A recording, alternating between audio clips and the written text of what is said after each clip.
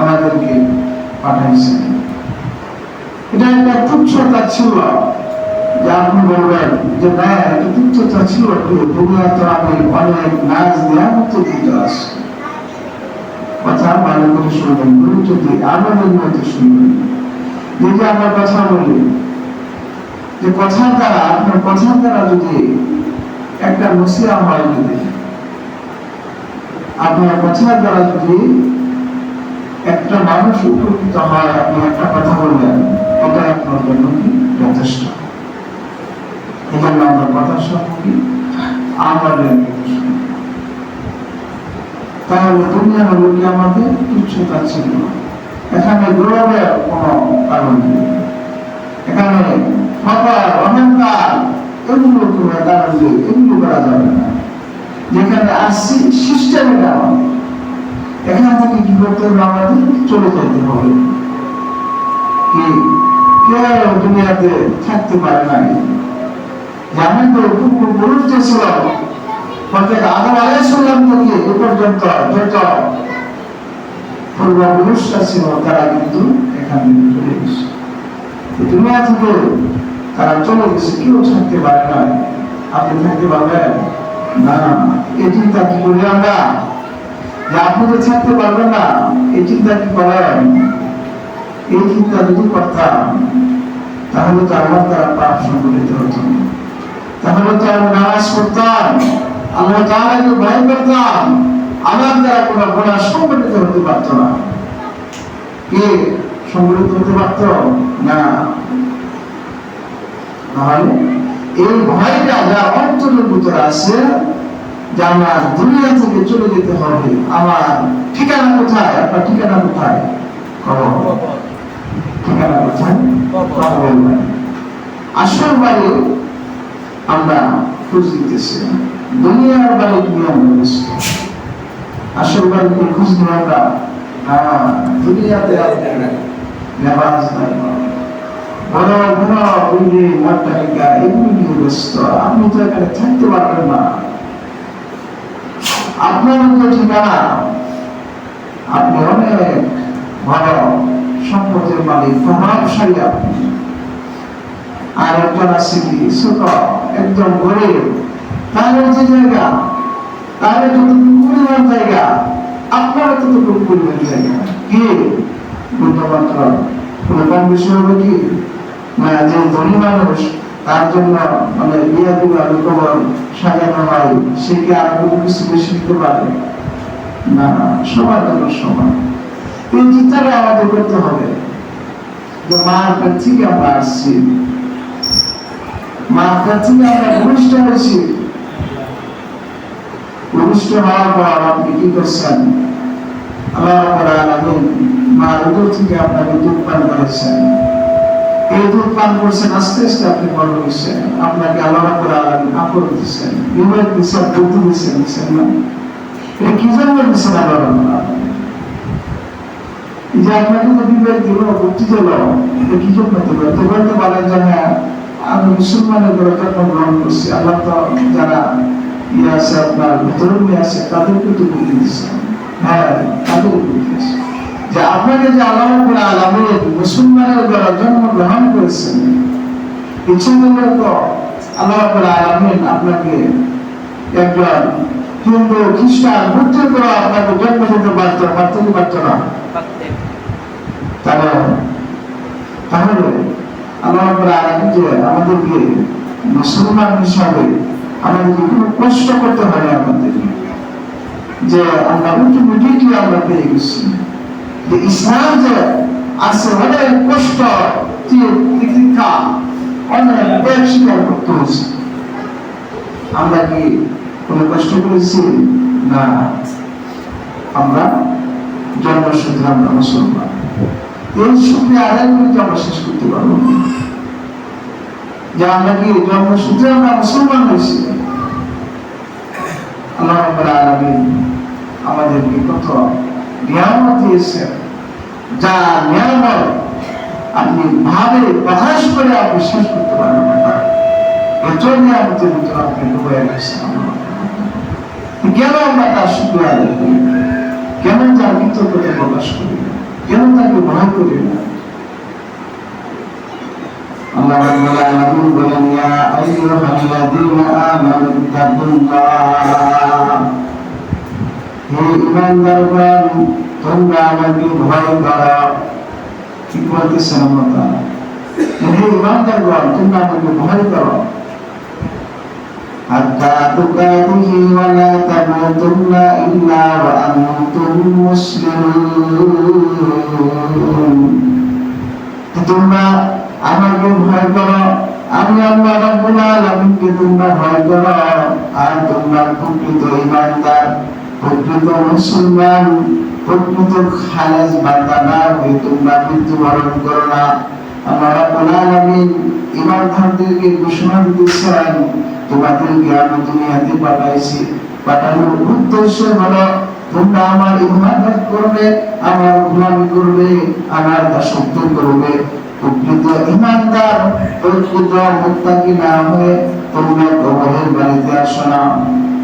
আল্লাহ রাব্বুল আলামিন মুমিনদেরকে ঘোষণা দিয়েছেন, যদি ঈমানদার হয়ে তুমি দুনিয়া থেকে কবরের বাড়িতে আসতে পারো, তাহলে তোমার জন্য কি হয়েছে আমার পক্ষ থেকে অজস্র অগণিত নাজ নিয়ামত আমি তোমার জন্য রেখেছি, যা তুমি ভুল করে শেষ করতে পারবে না। তোমার জন্য আমি একটা নিয়ামত রেখেছি, দুনিয়াতে কি নিয়ামত? দুনিয়াতে আমরা কি খাচ্ছি? আপনার যদি আপনার ঠিকানা থেকে জান্নাত হয়ে যায়, তাহলে তো আপনার কোনো শেষ নাই। আপনি যেটা ইচ্ছা করবেন আল্লাহ রাব্বুল আলামিনের পক্ষ থেকে আপনার অটোমেটিকলি আপনার সম্মুখে হাজির হয়ে যাবে। সুবহানাল্লাহ, অটোমেটিকলি আপনার সম্মুখে আসবে, আপনি যেটা চাবেন। যে আল্লাহ রাব্বুল আলামিন যে তার খাজানা তিনি কত রিজিক দিতেছেন, এই রিজিক কোথা থেকে আসে? কিন্তু আমরা এগুলি ভাবি না, ভাবতে হবে,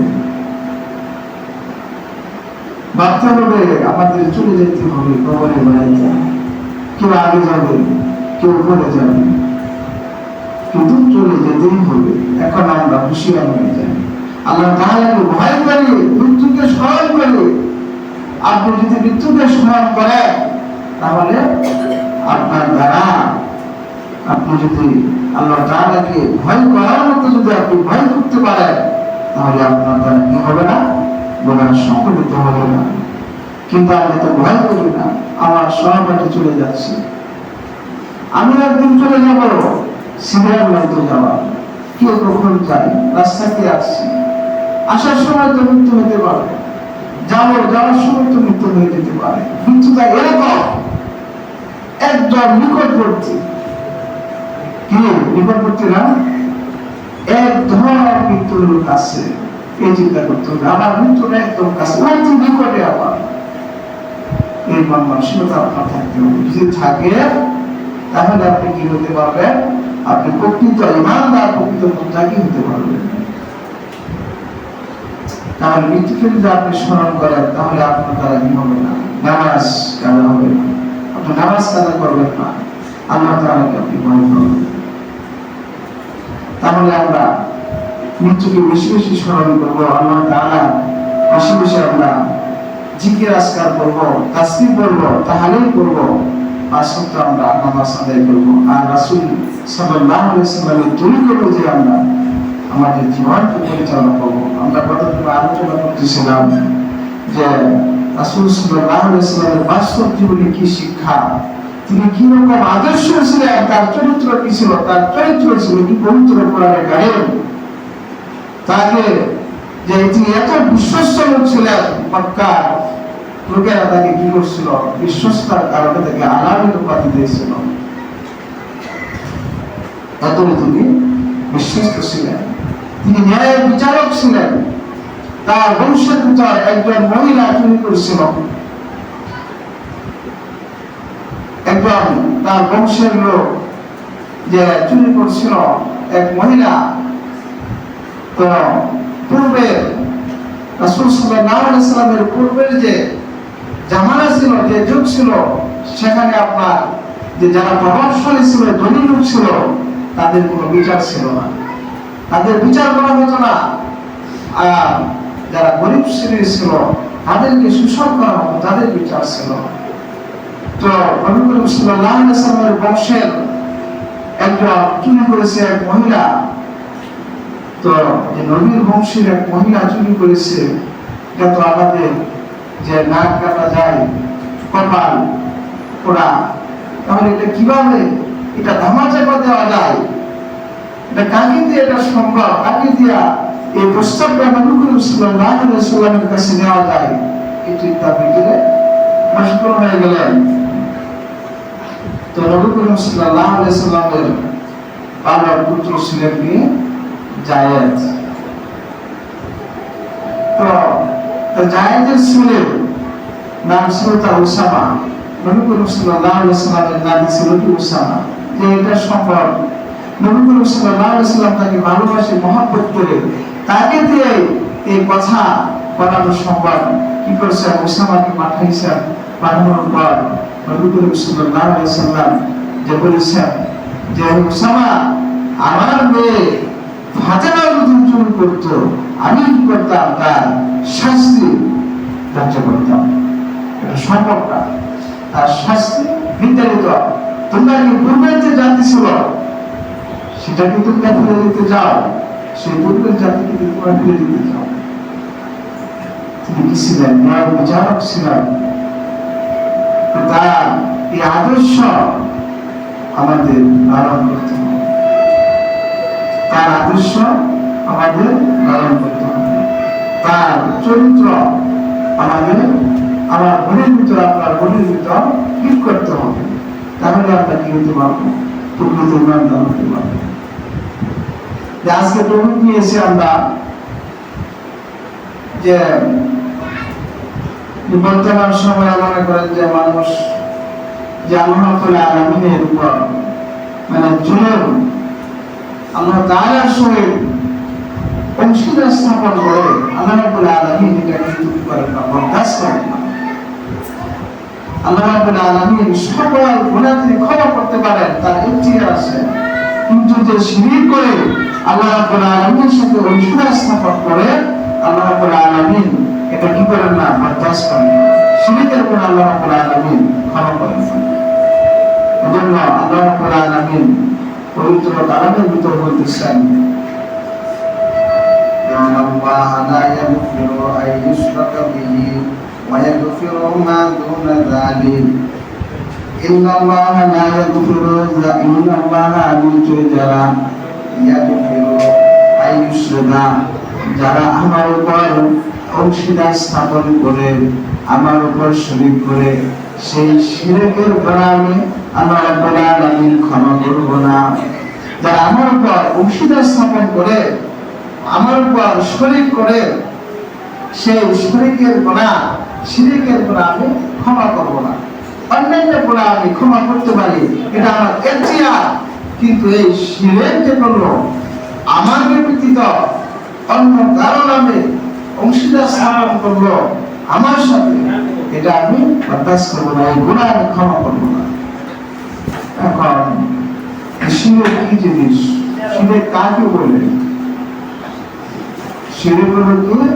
আরবি শব্দ, এর বাংলা হলো কি আপনার অংশীদার স্থাপন করা। যে পারিভাষিক অর্থ হলো আপনার যে আল্লাহ রাব্বুল আলামিনের সাথে অন্য কারোর সাথে, আল্লাহ রাব্বুল আলামিনকে অন্য কোন বস্তুর সাথে, অন্য কারোর সাথে তুলনা করা শিরক। যেরকম যে আমরা মূর্তি জবাই করি, যে কোন ব্যক্তির নামে, কোন লোকের নামে কি জবাই করে যদি, তাহলে সেটা কি হবে? শিরক হবে। যেমন কথা, আল্লাহ তাআলার সাথে অন্য কোন বস্তু তুলনা করা হলো কি শিরক। কিরকম আল্লাহ রাব্বুল আলামিন শিরকের গুনাহ যে আল্লাহ রাব্বুল আলামিন ক্ষমা করেন না, বাস্তব একটা উদাহরণ দিই। মাইকে তো সমস্যা হচ্ছে, আরেকটু কমাই দিতে চাও। বাস্তব উদাহরণ দিই যে আপনার বিবি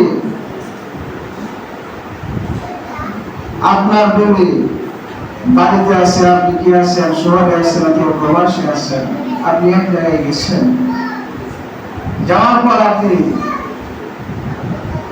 আসলেন, আপনি সফর শেষে আপনি আসলেন, আসার পর দেখলেন যে আপনার বিবির সাথে আরেকজন পুরুষ শিখে আছে, বসে আছে, সেটা যেরকম ভাবে আপনি বরদাস্ত করতে পারবেন না, আল্লাহ রাব্বুল আলামিনের সাথে যারা অংশীদার স্থাপন করবে, আল্লাহ রাব্বুল আলামিন সেটা বরদাস্ত করবেন, সেটা গ্রহণ করবেন। ইন্না শিরকা লাযুলমুন আযীম, এই শিরক হলো সবচাইতে বড় গুনাহ, সবচাইতে বড় জুলুম।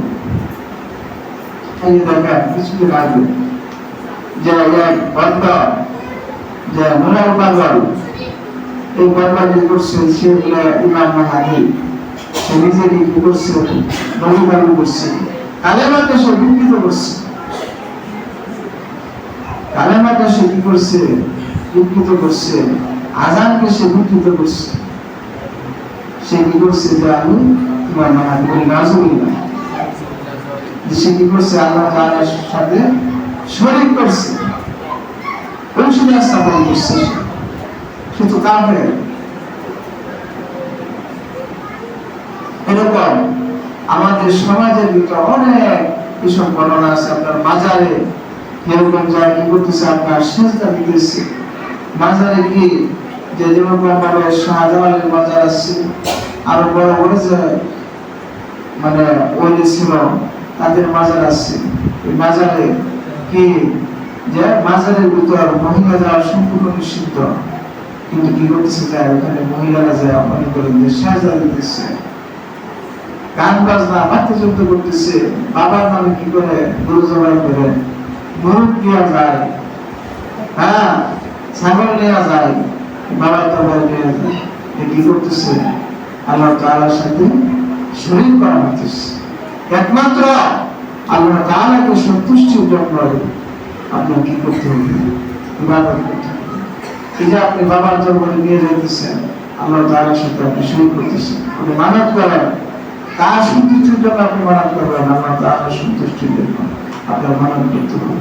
কবরে সিজদা যায়, বাতি জ্বালায়, আর ও কি করছিল, আপনার তার কবরকে কাবার আদলে করেছিল, 12 ফুট উচ্চতা করছিল।